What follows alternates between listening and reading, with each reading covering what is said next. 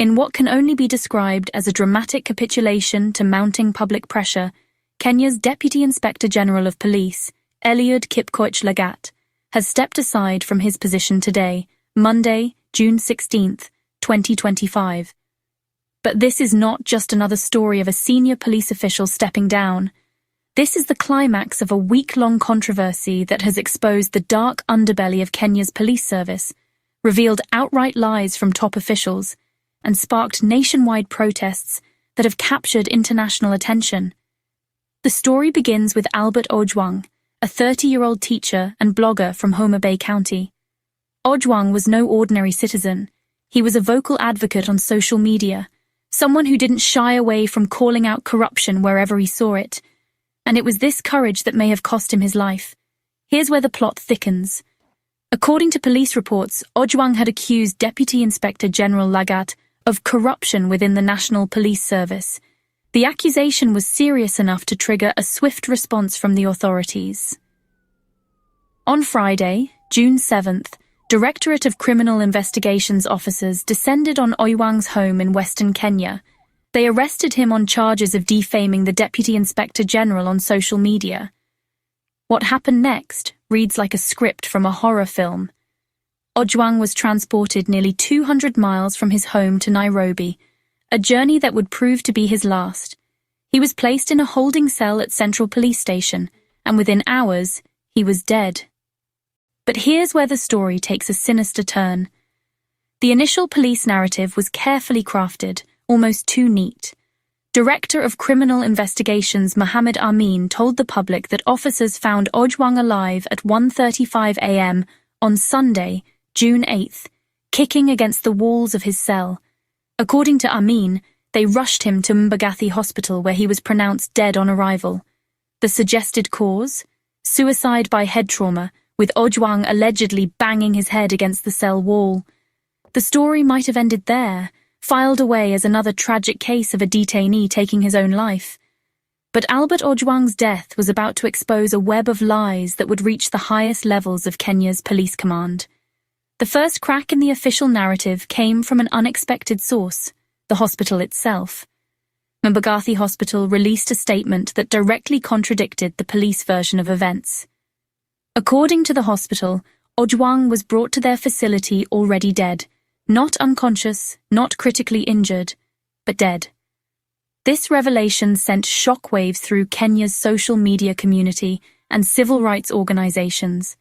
If Ojwang was already dead when he arrived at the hospital, then when did he actually die? And more importantly, how did he die? The pressure was building, but the police hierarchy stood firm behind their version of events. That is, until Saturday, June 14th, when CCTV footage from Mbagathi Hospital emerged, and with it, the complete demolition of the police narrative. The footage, which has since gone viral across Kenya's social media platforms, tells a story that is both damning and heartbreaking. It shows a police Land Cruiser arriving at Mbagathi Hospital at exactly 1:35 a.m. 3 officers emerge from the vehicle, but here's what's shocking. None of them appear to be in any hurry. There's no sense of urgency, no rush to save a life. Instead, the officers engage in casual conversation before slowly making their way to the hospital's casualty section. The footage reveals something even more disturbing. The officers appear reluctant to seek immediate medical assistance upon arrival. 2 officers briefly enter the hospital, while Ojwang remains unattended in the back of the vehicle. This behavior is completely inconsistent with officers trying to save someone's life. The CCTV evidence has raised 4 critical questions that have yet to be answered. First, if Ojwang was alive and in distress, as police claimed, why was there no urgency in their behavior? Second, why did it take officers 2 minutes before they actually sought medical help? Third, why was Ojwang left unattended in the vehicle if he was in a critical condition? And fourth, why did the hospital's official records contradict the police timeline? But the revelations didn't stop there. The Independent Policing Oversight Authority, known as IPOA, made another explosive discovery. The CCTV system at Central Police Station, where Ojwang was supposedly found alive and kicking, had been tampered with after his death. Specifically, investigators found that while the cameras were functional, the power cable had been deliberately disconnected. This revelation has raised the most sinister question of all. What were the police trying to hide? What happened in that cell that they couldn't allow the world to see? The tampering of evidence at a police station represents a new low in what was already a deeply troubling case. It suggests a coordinated effort to cover up the true circumstances of Ojwang's death, an effort that may have involved multiple officers and possibly senior command. As the evidence mounted against the official narrative, prominent lawyer and activist Okia Omtata called for the immediate dismissal of DCI Director Mohammed Amin, accusing him of lying under oath about the circumstances of Ojwang's death. The calls for accountability reached fever pitch when senators joined the chorus, demanding the arrest of Deputy Inspector General Lagat. The public response has been swift and decisive. Protests erupted in Nairobi and other major cities, with demonstrators carrying placards reading "Justice for Albert Ojwang" and "End Police Brutality." The demonstrations have drawn comparisons to the protests that rocked Kenya in 2024, when citizens took to the streets to demand accountability from their government. International attention has also focused on the case. President William Ruto was forced to make a public statement, calling Ojwang's death heartbreaking and unacceptable. The European Union, United States, and United Kingdom have all called for a transparent investigation, adding diplomatic pressure to the domestic outcry. But perhaps the most telling response came from ordinary Kenyans. 23-year-old protester Kelvin Oluok captured the national mood when he declared, "This is the last death under police. We have to stand our ground and say never again." Under this mounting pressure, with his credibility in tatters and his position untenable, Deputy Inspector General Eliud Lagat finally bowed to the inevitable.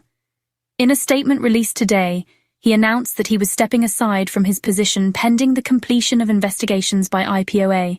Lagat cited good and conscious thought as the reason for his decision, but the reality is that he had no choice. The stepping down of such a senior police official represents more than just individual accountability. It signals a potential turning point in Kenya's long struggle against police impunity. For too long, officers who abuse their power have escaped consequences. The Ojwang case may finally be the catalyst for real reform. But questions remain. Will Lagat face criminal charges for his role in Ojwang's death? Will other officers involved in the cover-up be held accountable? And most importantly, will this tragedy finally force Kenya to confront the systemic problems within its police force? The investigation by IPOA continues, and all eyes are now on Inspector General Douglas Kanja to see how he handles this crisis of confidence in his force. The credibility of Kenya's entire police service hangs in the balance. What we know for certain is that Albert Ojwang, a teacher and father who dared to speak truth to power, paid the ultimate price for his courage. His death has exposed lies, corruption, and a system that appears willing to go to extraordinary lengths to protect itself. As Kenyans continue to demand justice, one thing is clear: the old ways of doing business, where police officers could act with impunity and cover up their crimes, are being challenged like never before.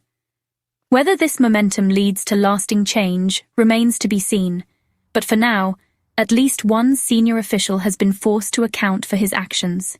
The story of Albert Ojwang and the fall of Deputy Inspector General Lagat is far from over. It is a story that will continue to unfold in the courts, in the streets, and in the corridors of power. And it is a story that every Kenyan, and indeed every person who believes in justice and accountability, will be watching closely.